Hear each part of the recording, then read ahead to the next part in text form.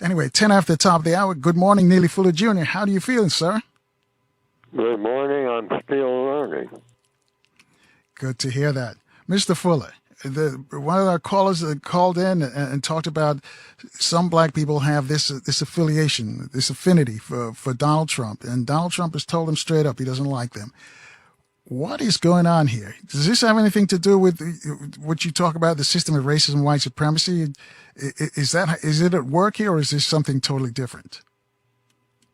Well, everything that I talk about is about white supremacy because everything that I see going on in all areas of activity each and every day. And what are these areas of activity? Economics, how people use their time and energy, education, learning things, entertainment, labor, law, politics, religion, sex, and war. Now, these are what I call the 9 areas of people activity.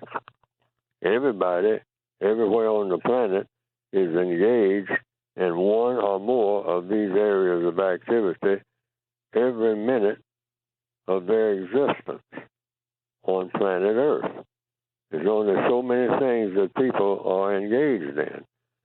So I look around each and every day and I segmented, I don't even say divided, segmented these categories just for clarity. Starting with, in alphabetical order, economics. First of all, we're talking about words here, and that's what we need to get in the habit of, having people explain each and every word that they use. That's how you get clarity. That's how you get things done. That's how you eliminate confusion. Because what we call education is just a process of eliminating confusion. I don't think we have thought about that in that context, the second area of activity. What is education? What exactly is education? And when can you actually say that a person, any person, is educated? And then you sit back and wait on the answer. When exactly is any person, anywhere, so-called educated? We talk about getting education, going to school, getting an education. We need a good education. Well, what's a bad education? What makes up an education? When can a person actually say, I'm educated? I just made a statement just a few minutes ago. How am I? Most people will say, I'm good, man. You know, black people and white people. Am I actually good? What am I saying? What did I say when I was asked that just a few minutes ago on this program? I said, I'm still learning. And where's the reason behind that? Where's the logic behind Neely Fuller saying that he's still learning? Yes, I'm still learning. I'm not good. I don't even know what that is. I have to learn what good is. The whole world needs to learn that because it doesn't seem that we know it. Our so-called educations. Are we in a good situation? We, meaning who? Anybody. Well, is the world good? Is all this killing going on every day? I mean, making body counts everywhere on the planet, in every tribe, in every so-called country, in every so-called political party. What are you talking about? You're doing good. Look at the body counts, just on that alone. Nobody has bragging rights. Do we ever think about that? Nobody. But here we are, some of us talking about the next parade we're going to have. See, we need to think in depth about each and every moment that we are given to breathe air on this planet. And that's everybody on the planet. Nobody has bragging rights about anything, just on one thing alone, the murder rate. Whether it's in Philadelphia, Brazil, Kenya, Palestine, murder. We know more about that than we know about anything. Even in a world that's supposed to be full of educated people. Don't give me the stuff about educated people. Any educated people anywhere, and you ask one question, what's the murder rate? Because it's supposed to be 0. We even got this thing of, educated people. I tell you what, hold that thought right there, Mr. Fuller. We got to take a quick break here. I'll let you continue the explanation after this break. I was just so caught up in what you were saying, I forgot to look through the time. First, we got to check the traffic and weather in our different cities. We're back in 4 minutes right here in Baltimore on 1010 WOLB, in the DMV. We're on FM 95.9 and AM 1450 WOL, where information is power. And good morning again, family. 23 minutes after the top of the hour, Neely Fuller Jr. We're discussing racism and white supremacy. Many of you already know his tone that if you don't understand how the system of racism and white supremacy works and all that it entails, then everything else that you think you understand will only serve to confuse you. So you got to listen very, very keenly what Neely Fuller is saying. He uses logic to prove his points. And do me a favor and call up a couple of your friends and tell them that Neely Fuller's on the radio. They'll thank you for it. Mr. Fuller, I'll let you finish your thought. Yes. So I just focus on one word, education, just to give an illustration of the importance of words. People say, well, he's a conservative. Okay, boom, stop right there. What is a conservative? What exactly, worldwide, every minute of every day, is a person who is a conservative? And never move to the second question before the first question has been asked and answered,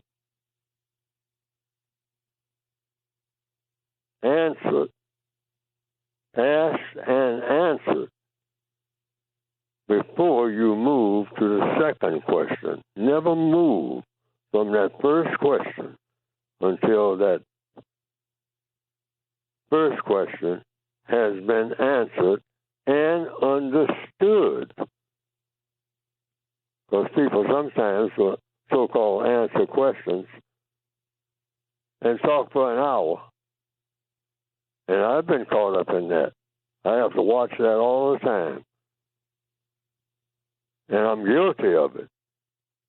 On Carl Nelson's program, I've been guilty of it.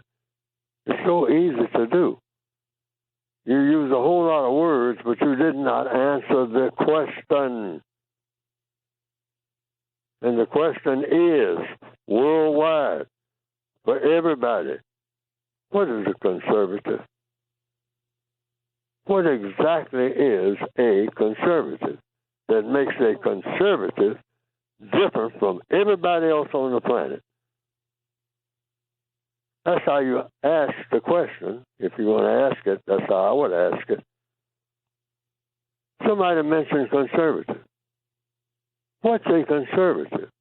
So that everybody be on the same page. See, that's where we have a serious problem. We just throw words out by the bucketful all day long, just buckets of words. And then everybody's scratching their head, wonder what's being said. And no wonder. No wonder. Why? because nothing is being described in detail. Like, what does a conservative do that nobody else on the planet does?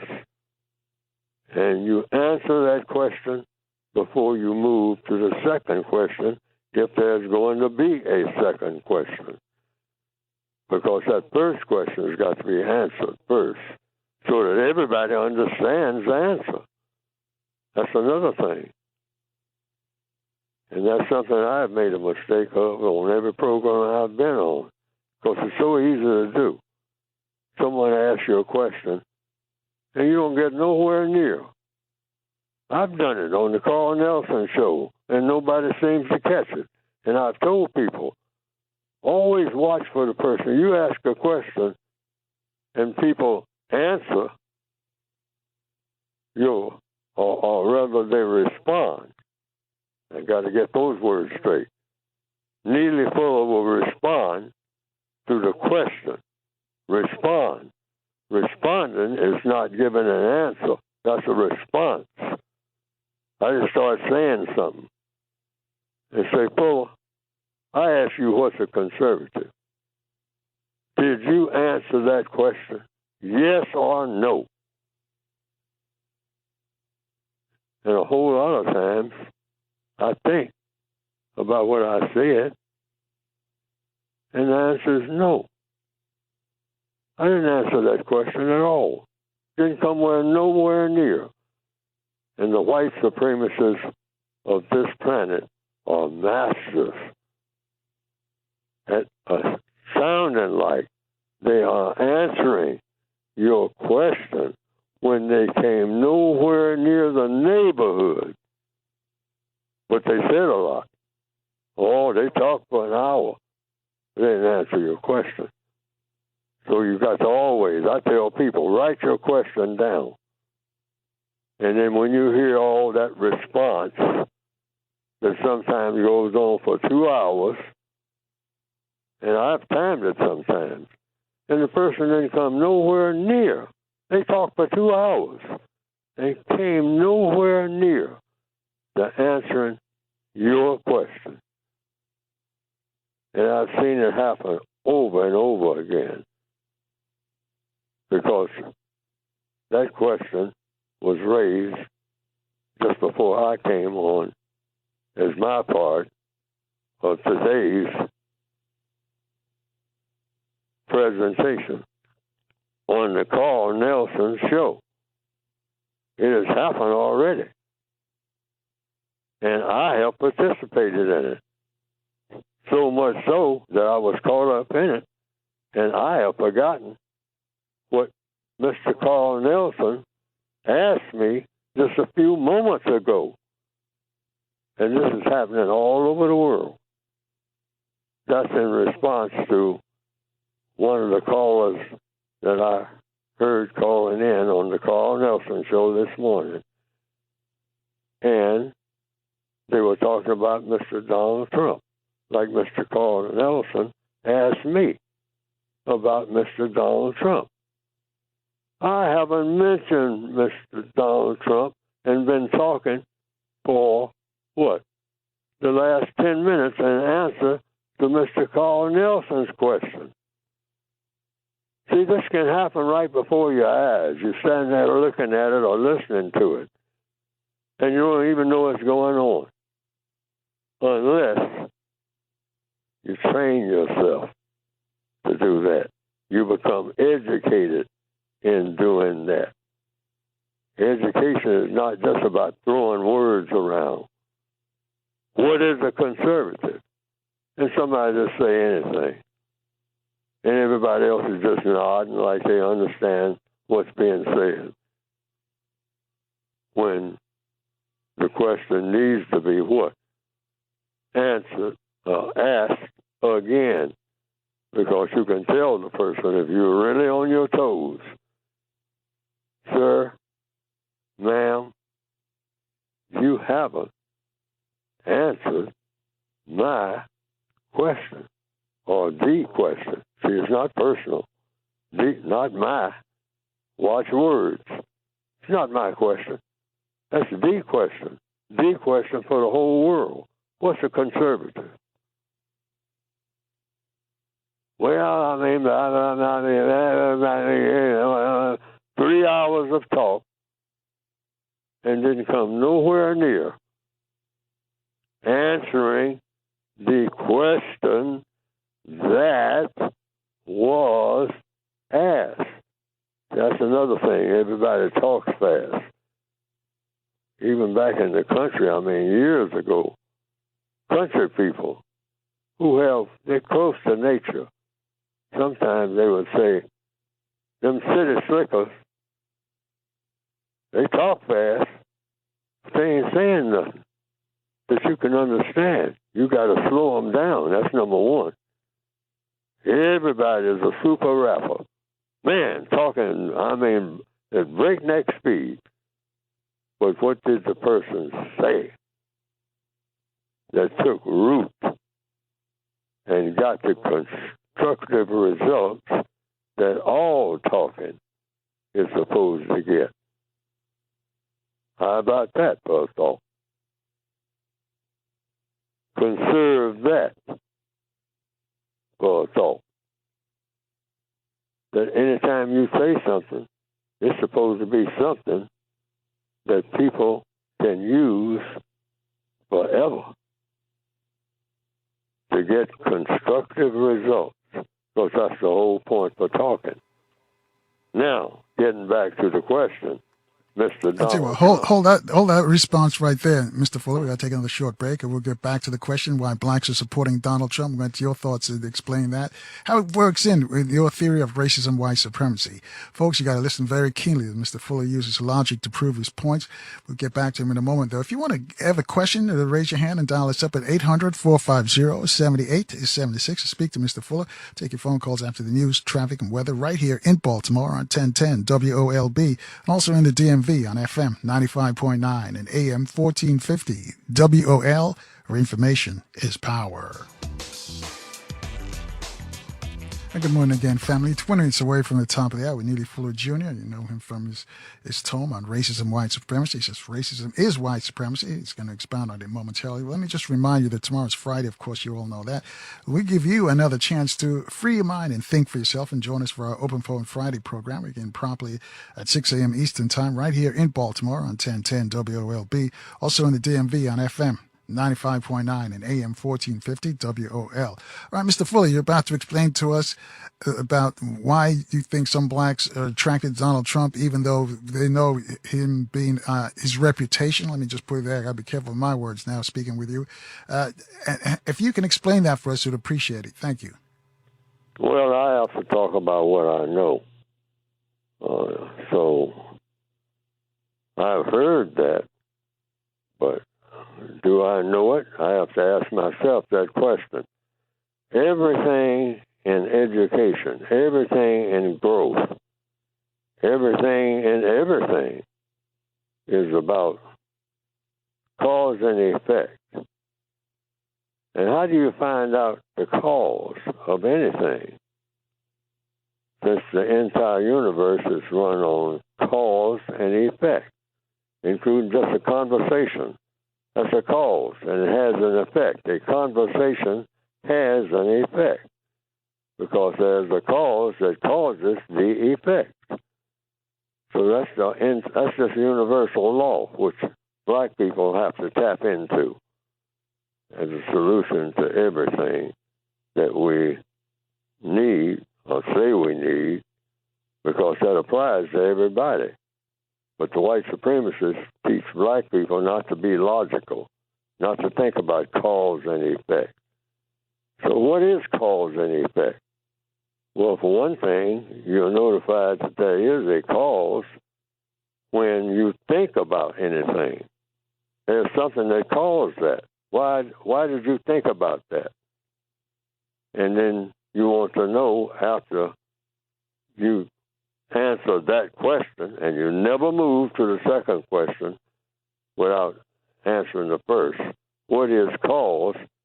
Well, cause is something starts that wasn't there before. Okay, how about that for an answer to that question? Okay, we'll roll with that for the time being. The cause. And then what is the effect? Well, it comes from whatever the cause was. He struck a match to a pan of gasoline. That match striking was the cause. The cause of what? The cause of the effect. What came after? Well, it was a big explosion. Well, now we learned something. Gasoline and a struck match, a pan full of gasoline, and you walk up on it, strike a match, throw it in that pan full of gasoline. And that caused what? A big fire right quick. So you know you learn from that. Cause and effect. So getting back to Mr. Trump, when you approach Mr. Trump, I would say, how best to approach Mr. Trump? Well, what do you want if you're approaching him? He's not approaching you, but you're approaching him. Well, evidently, you wanted to approach him. Okay, that's the answer to that question. You wanted to do that. Why did you want to approach Mr. Donald Trump? Because you think, in answer to the question, that's why I would approach him. I want something from him. That's why I'm approaching him, and I'm not approaching a panda at the zoo. I'm approaching Mr. Trump. I'm trying to get his attention. Why are you trying to get Mr. Trump's attention, Fuller? Answer the question, and don't move to the, get me confused start talking about something else till you answer that question. Never move from the question that you ask. Well, I want to talk to him. Talk to him about what? Fuller? About what I want. When people usually approach you, logically speaking, using universal logic, they want something from you. Which way is the gas station? Whatever. Okay, stay on the point, Fuller. You're approaching Mr. Trump. You hold up your hand when he's coming by. Mr. Trump, I want to talk to you. Yes. What? I don't have a lot of time to talk, but what do you want me to talk to you about? Mr. Black, Mr. Negro, Mr. Color. About my problem. Okay, what's your problem? I'm just giving a hypothetical now. Running through how what we call logic, which everybody on the planet is supposed to tap into, it's always there. What's the logical process? And so then I ask my question. Why am I asking him this question? And he will give me an answer, even if the answer is, I'm not talking to you. But you don't find this out until you ask. And don't ask, don't say what I think he will say. Ask him what it is you want. If you want something, otherwise don't bother people. That's another part of what I call the code of logic. Don't bother people unless you want to talk to them about something that's going, and when you finish talking, it's going to produce what?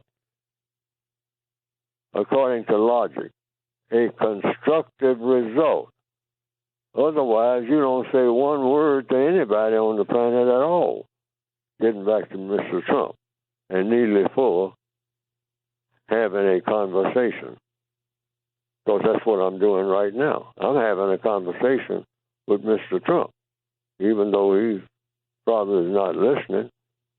But I'm telling everybody that that's what I would have to say to Mr. Donald Trump. according to what? What I'm advocating that everybody do, based on logic. Just ask him about what it is you want to talk to him about. Usually I think it's going to be that you want him to do something for you that you need done.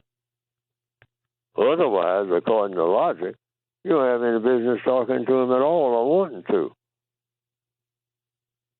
But you know, so far, from what I've heard him say, he wants to be president. So you just add up the things he has said so far about what he will do for you. It's not complicated. You don't have to scratch your head about it. What's his track record? You don't ask anybody else except him or someone who has looked at the track record and relays that to you if you don't know it. He was there 4 years as a representative of you. Now, did he? Or didn't he? I mean, that's the question. Every question has an answer. That's how the universe is run. Questions and answers. There's never been a problem that's been solved that didn't start with a question. Start with the question and get an answer. That's the formula. With Mr. Trump or with anybody that you encounter for the rest of your days in the known universe where you're breathing. Just ask questions and get answers to your questions from the person who has the answer and is willing to give it to you. And that's how all problems are solved, all so-called progress, all finding out what a conservative is, questions and answers. Problem solving is all about questions and answers. Just ask. Ask. Don't just stand there looking at the person and scratching your head. Just walk over to them and say, is today Thursday or Wednesday? Every question has an answer, even if the answer is what? I don't know. That's the answer to the question from that person. I don't know. So you ask somebody what? Who does know. Just keep asking. Well, I don't know who to ask. Well, ask whomever you think may have the answer. Start there. Duh. That's pure logic. And see, I'm trying to cover everything right now. And hold that thought right there, Mr. Fuller. Hold that thought right there. Because Charles III in Washington, D.C. has a question for you. He says it's a really good question. Charles, good morning. You're on with Neely Fuller Jr. Hey, Mr. Fuller, I appreciate you taking my call, and Brother Carl also. My question for Mr. Fuller is, Mr. Fuller, can you tell me the difference between the white supremacist and a conservative, and the difference between a white supremacist and a liberal? And if there isn't much difference, why are we using those terms? I don't know. That's an excellent question. Because I know this, what I'm saying, I can't tell you the difference between a conservative and a liberal because I don't know what that means. And I've written that in my book that you can go to producejustice.com and get. But I do know what a white supremacist is. or white All right, hold that thought supremacy. right there, Mr. Fuller. Yeah, hold that thought, Mr. Fuller. And Charles, stay with us if you have a follow-up, because we got to take this short break here. It's 6 minutes away from the top of the hour, and Neely Fuller Jr. is our guest. Call up a couple of your friends and tell them the Neely Fuller's on the radio. They'll thank you. You understand how the system of racism and white supremacy works. You get a case right here. Anyway, we got to step aside and get caught up with the traffic and weather and the news in Baltimore, right here in Baltimore on 1010 WOLB. Also in the DMV, we're on FM 95.9 and AM 1450 WOL, where information is power.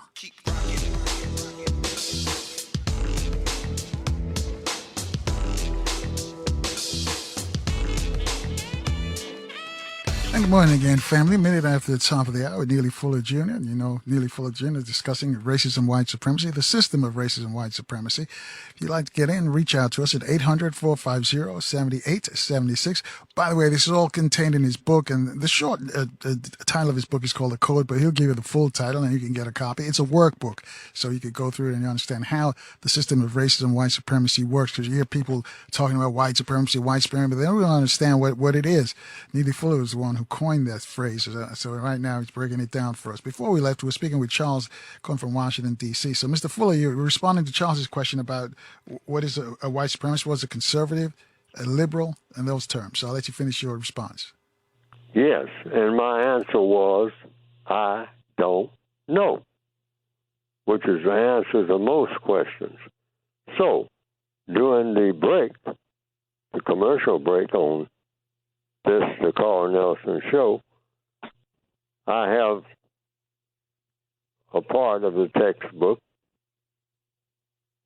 what I call the code book that I have written, that you can get by going to producejustice.com. And in the word guide on page 70, since I didn't know, I answered that question. Knowing means what? Using that word know. That you learn something and you think about it and come to some type of conclusion, and you refer to it if you can remember. So I hadn't remembered that I had put something about conservative on page 70 of the word guide that I have written. So I looked it up, and I'm looking at it now. Conservative. And then in parenthesis, I have general, the general use of the word conservative. It's written by me now. And it says, use this term conservative, generally speaking, to use this term to apply to one who speaks and or acts to save and or protect any person, place, thing, etc. I'm going to say that again. This is a directive, instruction, a code, you might say, compensatory code, which is what I write. The word conservative, in general, you use this term, if you're going to use it, to apply to one who speaks, meaning this is a person who speaks. This is a conservative in general, and or acts to save and or protect any person, place, thing, etc. In other words, you're going to save and or protect a person, if you're a conservative, a place, or a thing. A conservative basically is a protector of a person, a place, or a thing. That's why you're conserving it. You're protecting it. When others use this term, now you're giving another directive you give that definition first, then you give a directive.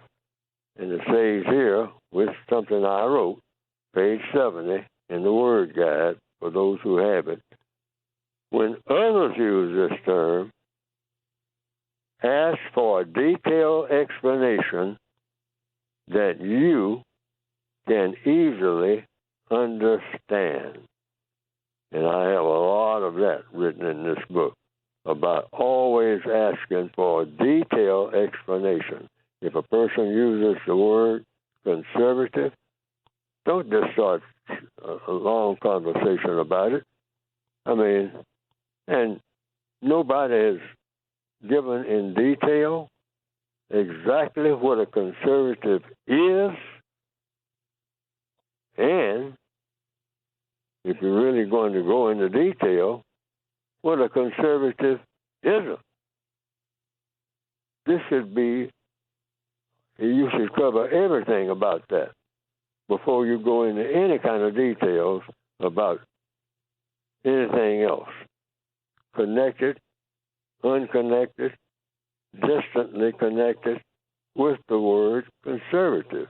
First, find out what is a conservative. Ask these questions.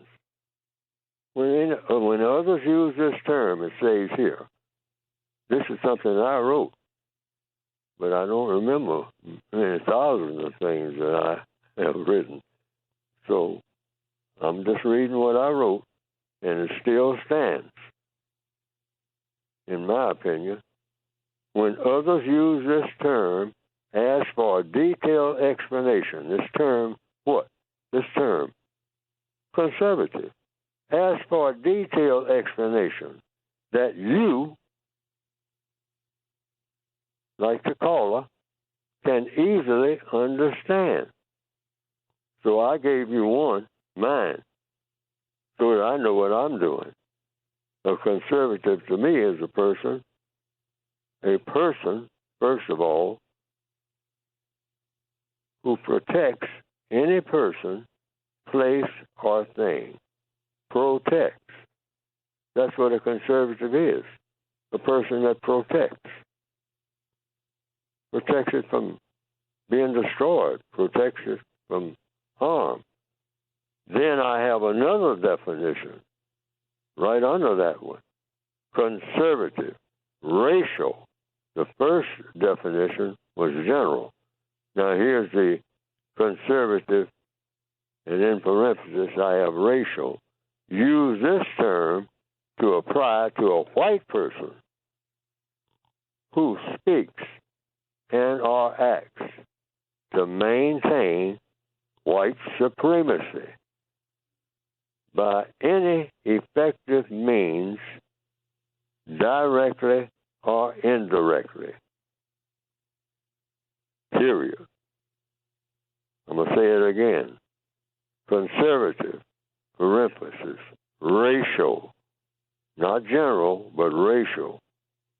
Use this term to apply to a white person who speaks and or acts to maintain white supremacy by any effective means, directly or indirectly. And then I put a period behind that. Then as an instruction to a victim of white supremacy or to a non-white person, always ask questions when the word conservative is used. And the question you would first ask is, what is a conservative? And the next logical question, what isn't a conservative? Those questions have answers. You want to know the answers before you start this long conversation that's going to lead, in my opinion, to a whole lot of confusion, a lot of talk, but a whole lot of confusion because of what? You're using a word that nobody has agreed is, on the definition of the word. That's the first thing you do in any conversation. agree on the definitions, regardless of who you're talking to. What does that word mean? You're going to use the word liberal? What's a liberal? What does a liberal do? That's the next question after you answer the first one. What is a liberal? Then, after you get that answer to that question, and it might take 50 days to answer that question, what's a liberal? Then the next logical question is, what does a liberal do that nobody else does? That's the next question. And there's an answer to that question. But you got to first ask the question. What is a liberal first? And then the next logical question is, what does a liberal do that nobody else does? That's a distinctive word. Now, I hope I'm answering the question of the person that asked me. All right. Well, hold on, Mr. Fuller, because he's still there. Charles, did that answer the question for you? Well, partially, because the question was really, how do they differ from a white supremacist? Now, you said the conservative is to maintain, and you didn't define the liberal, but I would assume the liberal is to maintain also, but just with different methods.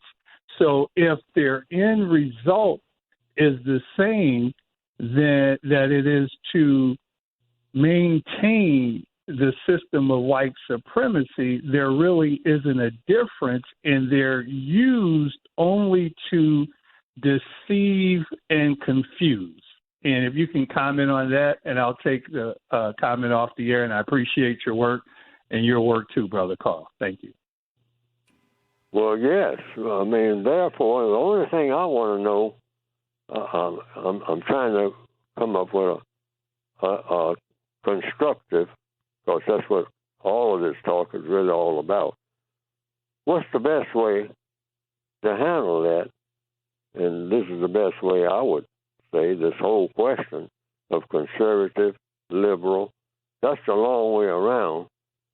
Of course, there's another part of the code, that's what I call what I write, that says, because a part of the code is you try to get to the point as fast as you can, too, when you're having a conversation, but not without losing what you're having the conversation for. So I would say the best way to approach that, conservative, liberal, et cetera, is just to say, what I want to know is, are you, sir, if I'm talking to a white person, are you a white supremacist? Yes or no? Because I'm going to give them a lead on, in how to answer the question. I'm requesting, I'm making a request, not demanding anything. Sir, are you a white supremacist? Yes or no? Now, I asked 2 questions there, and I want an answer to the first question first. That's the order. Always. You don't deviate from that. And wait for the answer. But you give them a lead in with that second question, yes or no. Because those are the 2 questions that you're going to ask. All right. And hold that thought right there, Mr. Fuller. We've got to take a quick break here. And just see. Yeah. Yes, go right ahead. And we'll take the break. I'll let you finish that thought. We got some more folks got questions for you. Interesting conversation with Neely Fuller Jr. You want to join us? 800-450-7876, explaining his concept of racism, white supremacy. He says racism is white supremacy. And he says if you don't understand how it works, then everything else that you think you understand only serves to confuse you. So you're listening very, very keenly because he uses logic, cause and effect to prove his points. So I mentioned we got to step aside and get caught up on the traffic and weather in our different cities. We'll be back in 4 minutes at 14 after the top of the hour, right here in Baltimore on 1010 WOLB, and also in the DMV on FM 95.9 and AM 1450 WOL, where information is power.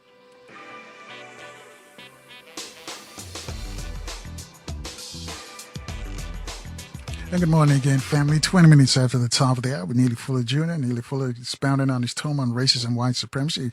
I mentioned you keep hearing folks talk about white supremacy. They really don't understand what it is, or they don't use it in the vernacular that Mr. Fuller and Dr. Wilson used it. This is why he's explaining to us how the system of racism and white supremacy works. Mr. Fuller, I'm going to let you finish your response to, I think, Charles' call. We got a bunch more folks got questions for you. Yes, everything that we do in counter-racist science is supposed to have the aim of replacing the system of white supremacy with the system of justice, which means justice means guaranteeing that no person is mistreated and guaranteeing that the person that needs help the most gets the most constructive help. And this is at all times, in all circumstances, anywhere in the known universe. And if you don't achieve that, you should still be working on it. And so you want to get there by whatever means will get you there the fastest and the most efficient way. So in this particular conversation about conservatives and liberals and white supremacists, just get to the point as fast as you possibly can. So I would say, if it came up, what's the difference between a conservative and a liberal within the context of racism? Well, you can go that route of trying to sort that out, and you will get different opinions, most likely, from different people. But what is recommended and what I'm recommending to the caller, because that's what the code book is supposed to do, make the best recommendation. Don't even bother with that. And when other people bring it up, just ask them what the words mean so you can at least know what that person said from their opinion. Because it means different things to different people. Conservative, liberal, different things to different people. Because I have heard people say there's an agreed upon definition. So we're talking about white supremacy. So I would say, and this is what I do myself, and what I recommend everybody else to do, don't bother with that about liberal racists or conservative racists. You're just talking about style. What you want to know is the person a racist? That should be my recommendation based on logic. Sir or ma'am, are you a white supremacist? And wait for an answer. And the answer, that's an answer that should be not a person going into a long monologue or dialogue or conversation about liberal and conservative. Just, sir, and do it. Actually do it. If you want to accomplish anything, you just say, wait a minute, I want to know something. I want to get something straight here. If you permit me, ask for permission to speak on this particular thing. And if you're given permission to speak in a conversation around a conference table, you can do it on the job. Sir, ma'am, are you a white supremacist? And then sit back and fold your hands and wait on an answer. Just do it. Just do it. That's what the code is about, doing things and being straight to the point. Straight up. There's an answer to that question. And you can even spread it around. 15 people at that table, and you're the only black person, say, for instance, as an example. I'm giving an example now, so I'm talking about doing things.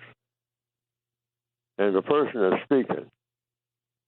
And you can call her by name, and always be polite. You don't have to pound the table and all that drama. Be polite. You're having a conversation. And you just want to know things. You want answers to questions. That's what it's all about.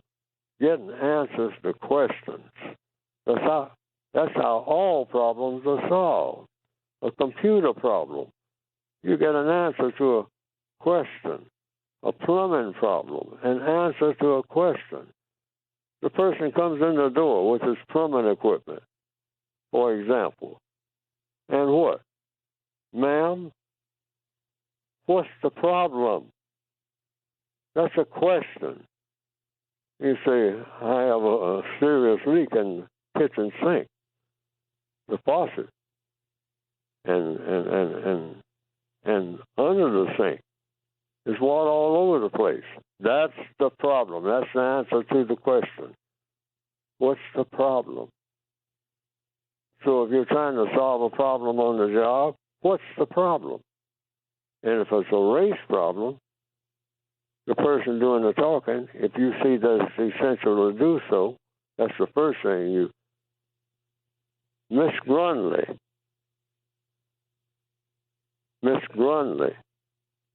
may I ask you a question right here on this job that's very important for us to move forward? Can I ask the question at this particular meeting? Or should I have to wait later on? Can I ask the question now? And if Miss Grundy says, yes, you can ask me anything you want to ask. Then you say, Miss Grundy, are you a white supremacist? And then push your chair back and wait for the answer. That's all. That's what I would do this morning, anywhere. If the question came to my mind and I thought it was essential to ask the question, nobody should get angry or anything like that. That's a question that has to do with the business we do here. And we want to know who's who, if that's essential, to know who we're dealing with. Am I dealing with a racist or not? Yes or no? That's another question. And it doesn't call for people getting angry or anything like that. And a person can say it, well, I don't think that's an appropriate question for this particular seminar. Well, a person can say that. Then you can ask a question. Since if I ask the question, and then a person say my question is inappropriate, I will ask another question. Why do you, Mr. Green, think that my question is inappropriate when I think my question is appropriate? That's a question. And then he can tell me. And I'm not getting angry about that. I'm giving illustrations here for black people the way we're always saying how to move forward. You move forward with questions and answers. That's the answer to that question. How do you move forward? Anybody who's going to get anything done, and it gets done, in the computer world or anything else, it's going to get done through what? Questions and answers. And that's the law of the universe. That applies to Neely or any other blabbermouth. Questions and answers will get you there. It ain't personal, it's business. Business. 30 after the top there, Mr. Fuller. Eric in Forestville has a question for you. He's on line 3. Good morning, Eric. Good morning, Mr. Nelson, and pleasure to talk to you, Dr. Neely Fuller. Just 2 questions. Why do black people get distracted with so much stuff that's going on here in the United States and not realize that this, what we call white, Anglo-Saxon, or Caucasian, do not wish us to be in this country? And question number two is that why won't we just stay on code as you suggested that we do? Those are my 2 questions. Thank you, sir. And the first question is what? Well, my first question is why are we distracted so much with other things like what color somebody's hair is, these rappers and everything, and not realize. Okay. I got that. You know, like I said, you never move to the second question before you take care of the first one. Why are we distracted? It's because we haven't been told or haven't asked the question, are we distracted? All right? Everything is about a question and an answer. Are we distracted? And the answer is yes, because you have noticed that, and I have certainly noticed it.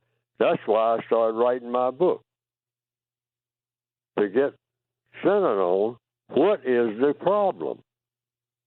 Well, if you ask that question of people in Palestine, or if you ask that question to anybody, the problem for the person who wants the plumbing fixed is that I got a plumbing problem. So that person has a question. Can you fix this pipe in the kitchen, Mr. Plumber? And the plumber say, yeah, that's why you called me, I guess. I can fix it. I'm a plumber. I fix pipes. Okay? That's the answer. Okay? So the question is, why are black people distracted? Or are we distracted? The answer is yes. Many people agree on that. I do. Why are we distracted? That's the next question. Because the white supremacists are excellent. And this is the answer I'm giving. At distracting people from what they should be doing and directing their attention to millions of things that shouldn't be done. And that's why we do things that shouldn't be done. Because the white supremacists can distract us. Distraction is designed to do what? That's the question. To cause confusion. Because once you are dealing with a confused mind, you can always handle that mind that is confused. If you are the person who is not confused, that's a law of the universe. And the white supremacists are supreme at confusing black minds. All right. Hold that thought right there, Mr. Fuller. We're going to take a quick break here. Our last look at the news, traffic, and weather. Eric, I thank you for your call. I'll let him respond to your second part of your question about why we don't stay on code when we get back. Folks, you want to join this conversation with Neely Fuller Jr., reach out to us at 800-450-7876 or 26 minutes away from the top of the hour. I'll be back in 4 minutes right here in Baltimore on 1010 WOLB. In the DMV, we're on FM 95.9 and AM 1450 WOL, where information is power. And good morning again, family. 20 minutes away from the top of the hour with our guest, Neely Fuller Jr. Neely Fuller is explaining his tome on racism, white supremacy. Because you've heard the term white supremacy, but you didn't know who coined that term. That was Neely Fuller Jr. who did that. Now you hear it on Capitol Hill. It's in the lexicon now. Everybody's talking about it. But they're using it in a different reference to how Neely Fuller and Dr. Wilson taught us about racism, white supremacy. I'll let him respond to Eric's second question, why we won't stay on code, in a moment. Let me just remind you that tomorrow's Friday. You know that already. We're going to give you another chance to free your mind and think for yourself, and join us for our Open Phone Friday program. Begin promptly at 6 a.m. Eastern Time right here in Baltimore on 1010 WOLB. Also in the DMV, we're on FM 95.9 and AM 1450 WOL. So, Mr. Fuller, Eric's question, why can't we stay on code? What's the problem? What's holding us back? We never thought we needed one. The white supremacists have a code. Plumbers have a code. Everything that is successful has a code. People walk around with things in their hands every day. I see it. I do it myself. It's a communication device. Watch that word device, too. It's an object that you communicate with people. You communicate by having a code of communication. The device itself has a code. Language is a code. People who are what they call rappers, they know this, and they tapped into it some years ago, like Mr. Chuck D and people like that.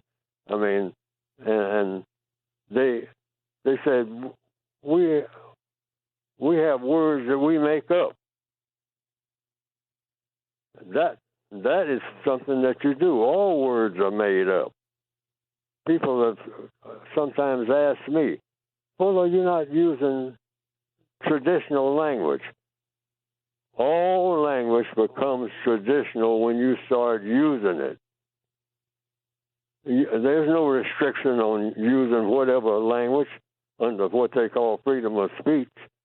You can just start saying whatever it is. That, what is a conservative? Whatever I say it is. Duh. As long as I give it a definition, there's no restriction. And people who are what they call rappers or hip-hoppers and whatnot, they tapped into that years ago because it was always there. And they say, this is what this means. When something is whack, that's one of the first words that was introduced to me. I haven't learned very much since then. But I asked the person, I say, what does whack? I keep hearing say whack. What are you saying? So I asked somebody who I think could answer the question, and he said it means it's a term that we in the rap world we understand what it means. And I said, yeah, but I don't understand what it means. And if I recall correctly, he said, well, it just means that something is off track as far as the rap world is concerned, something that's not to be considered important.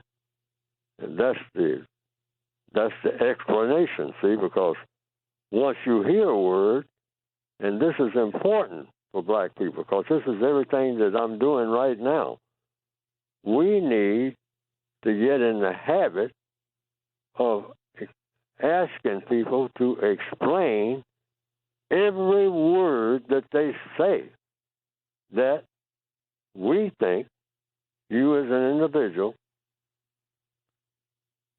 needs explaining. It's just that simple.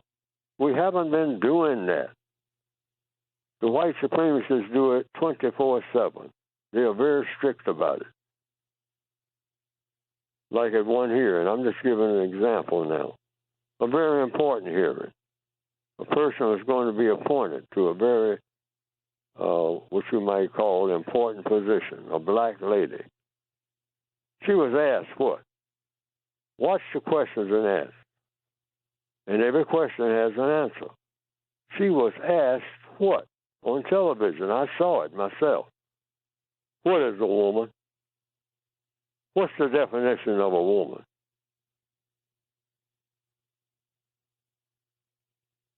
And just what you're hearing now, that was what I saw.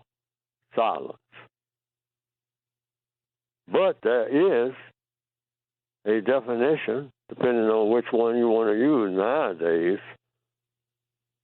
that the lady, if I recall, the black lady, her response was silence.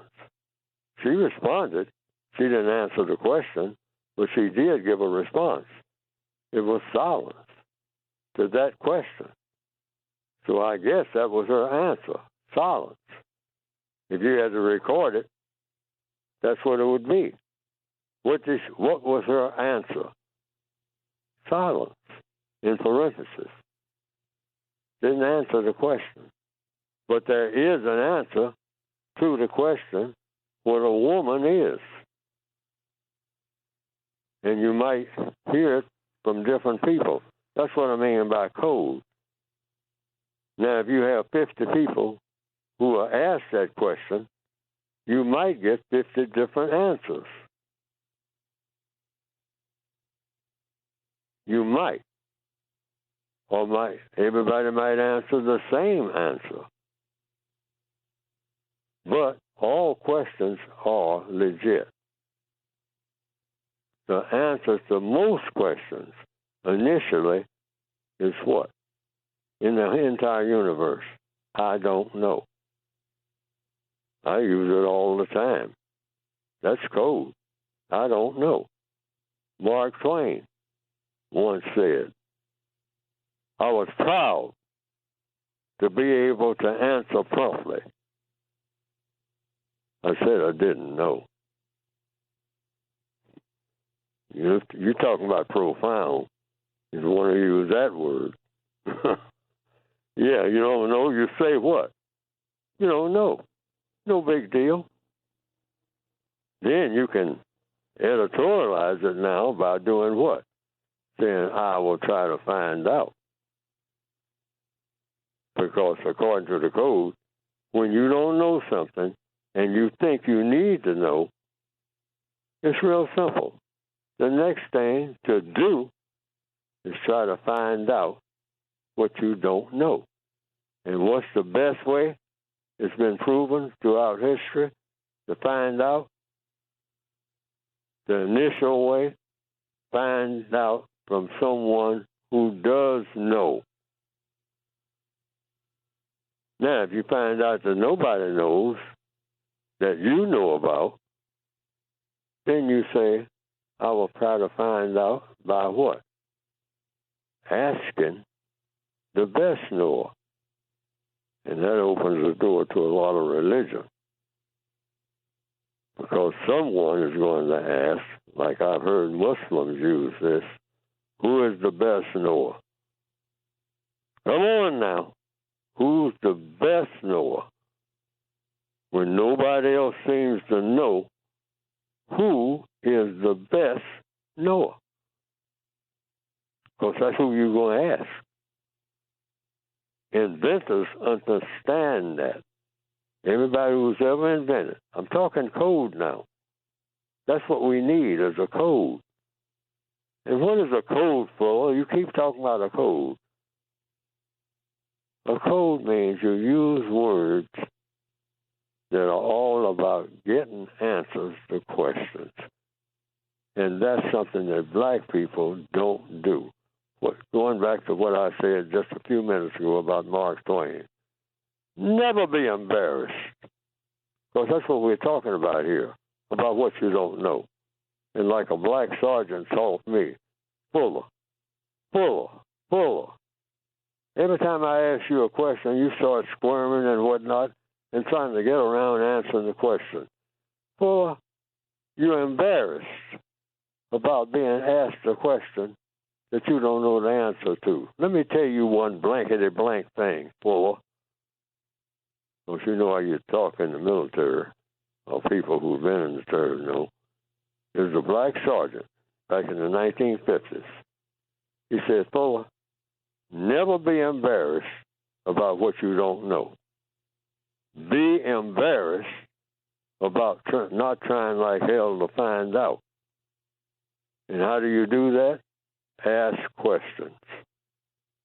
Ask questions. There's no such thing as too many questions when you don't know what you need to know. And I remember. And let me interrupt you here, Mr. Fuller.